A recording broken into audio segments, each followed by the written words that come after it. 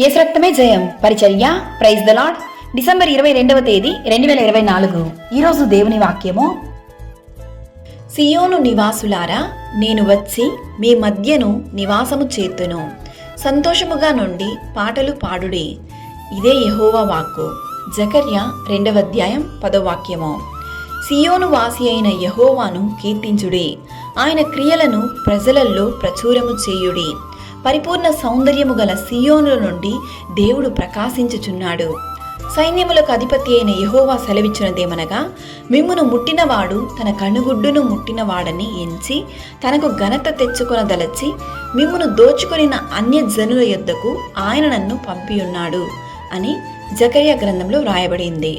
మరియు తనకు స్వాస్థ్యమని యెహోవా ప్రతిష్ఠితమైన దేశములో యూదాను స్వతంత్రించుకొనును. సర్వశక్తిమంతుడైన దేవుడు మనకు తోడై ఉండంగా మనము దేని గురించి చింతింపవలసిన అవసరం లేదు. సంతోషంతో పాటలు పాడుడి, ఆయన నామమును మహిమపరచుడి.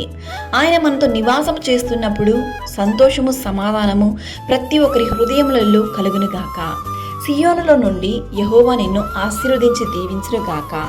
సకల ఘనత మహిమ ప్రభావములు యేసయ్యకు మాత్రమే కలుగునుగాక. ఆమేన్. God bless you.